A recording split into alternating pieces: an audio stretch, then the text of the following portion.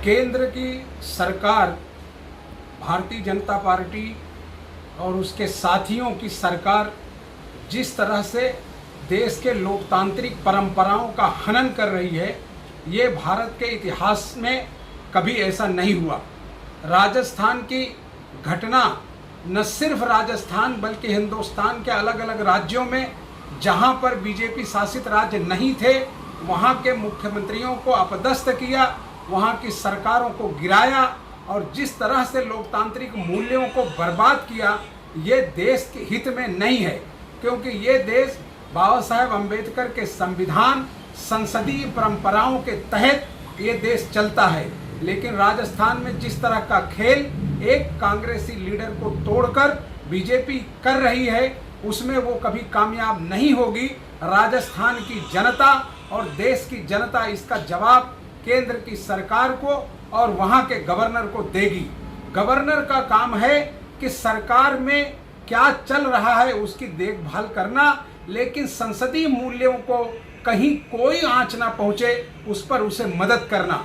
लेकिन जिस तरह से केंद्र के नामित गवर्नर राज्य की चुनी सरकारों को गिराने में वहां की अपोजिशन पार्टियों को मदद कर रहे हैं, इससे लोकतांत्रिक परंपरा कमजोर हो रही है।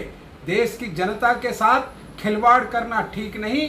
भारत जो है दुनिया का सबसे बड़ा लोकतांत्रिक देश है, वो सिर्फ इसीलिए है कि अब तक आजादी से लेकर लोकतांत्रिक मूल्यों का इतना खिलवाड़ कभी नहीं हुआ जितना इन 6 वर्षों में हुआ है। और पिछले 1 वर्षों में 3 अलग अलग राज्यों में सरकारों का गिराया जाना।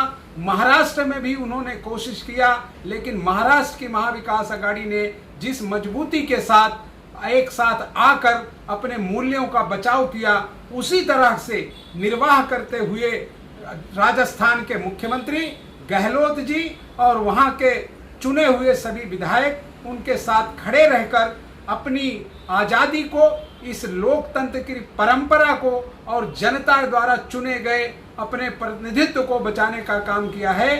ये जरूरी है, क्योंकि जिस तरह से आज कोर्ट की और दूसरे चीज़ों की दखल अंदाजी हो रही है, वो संसदीय परंपराओं के लिए ठीक नहीं है।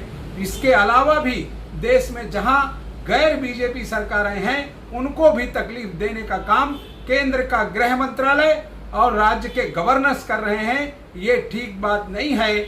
मैं आज फिर एक बार जनता के बीच हूं और लोगों से चाहता हूं कि देश की लोकतांत्रिक परंपराएं बची रहें, उसके लिए आवाज उठाएं। संसदीय जो कार्य हैं वो किस तरह हों, उसके लिए एक संविधान है, संविधान के दायरे में ये देश चलना चाहिए। धन्यवाद। जय हिंद। निजामुद्दीन राइन, प्रवक्ता, मुंबई कांग्रेस।